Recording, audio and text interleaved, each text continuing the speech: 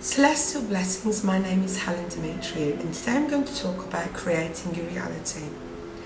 Now, along my path of learning about metaphysics, studying the different healing arts that I've thrown my passions into, I did used to believe that we do create our own reality, and in a sense we do.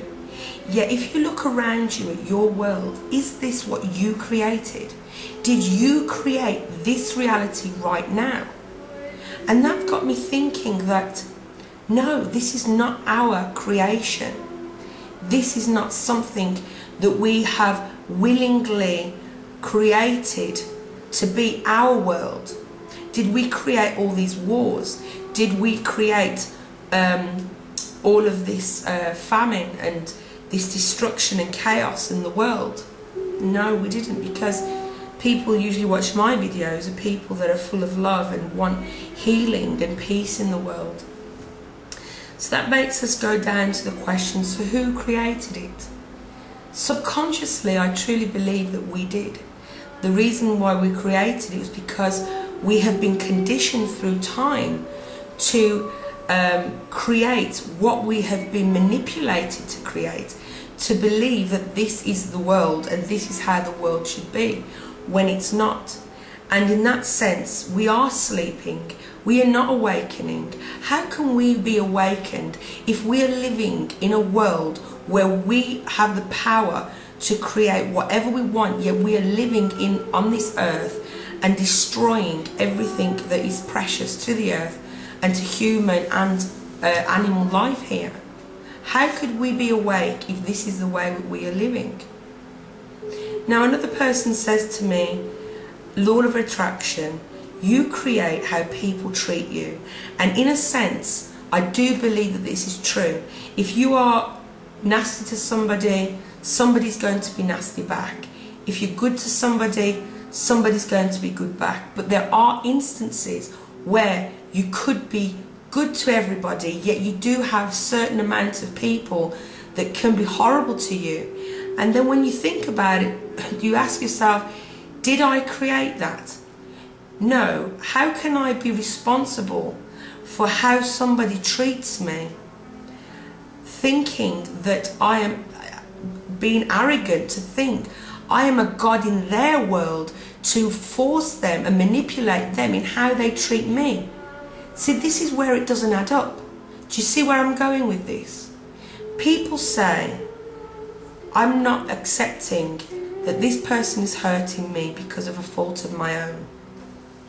And then the other person will say, yet you need to create a vibe in order for that person to treat you nice.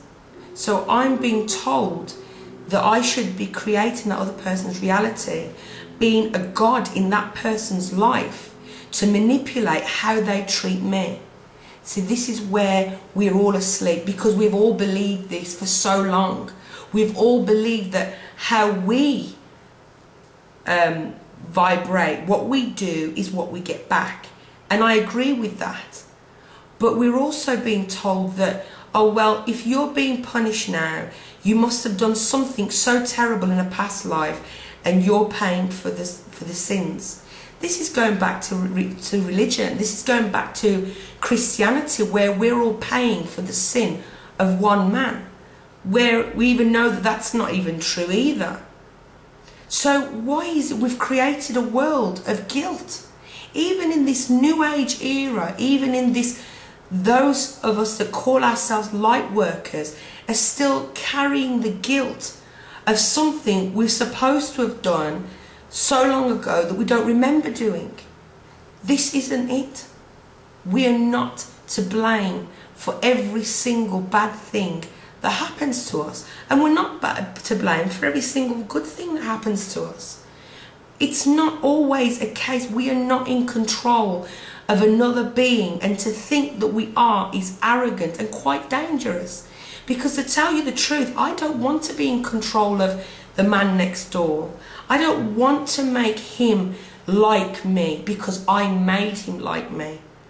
I want him to treat me with respect, because that is how we should be with each other. And this is where we've gone wrong in life. This is where we're going wrong. And this is what I believe, that we're not creating the reality that we want. And now I'm going to go to the next step, which will probably cause an uproar, but because I am controversial and radical in my beliefs, and I do believe that I have to get this out of my system in order to teach a point.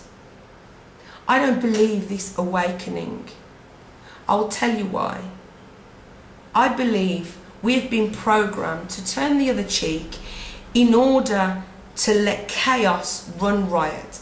Because if we were awake, and with the minds that we have, if you believe in mind power and you believe that we can create, then obviously those that have programmed us through media, through the school, for example, and through books that we've been reading or videos we've been watching, we've been programmed to turn the other cheek, to think, well, karma will get to them. Now, I'm not saying that we should go after people that hurt us.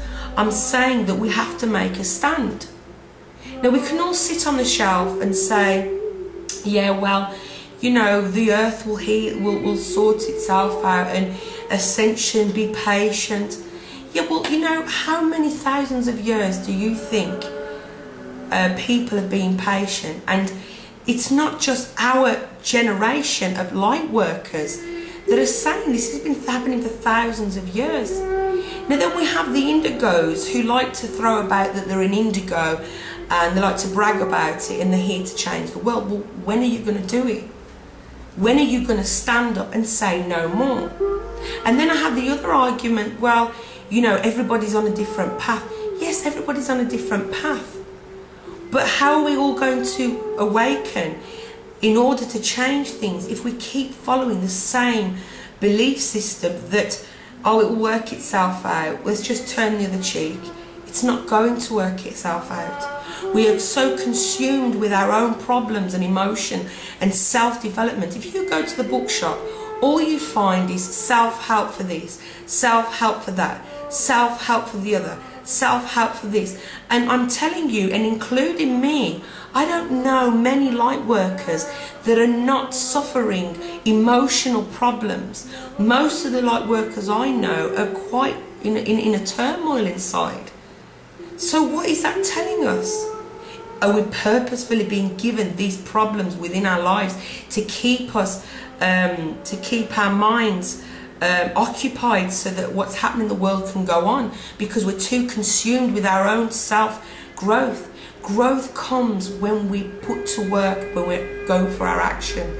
If we sit and we wait and we say, well, I was guided to wait this long, or I was guided to wait that long, then what is going to help with the earth? Now, we all talk about earth healing. Do you really think that Mother Earth, who is ancient, is going to need us beings to help her to heal? Are we a bit arrogant thinking that we are so superior that we're going to heal Mother Earth, who is mighty compared to us? We should be the ones asking for healing from Earth and being grateful with the honor to live on this land, in this earth. And we all do need to wake up and realize it's not just about closing the eyes, turning the cheek, sticking your head in the sand. Because every time I have tried to voice this with many light workers, I am ignored, because they do not want to have to do something. They just want to sit there and just sit there in their own little world of kumbayas and alms and do nothing.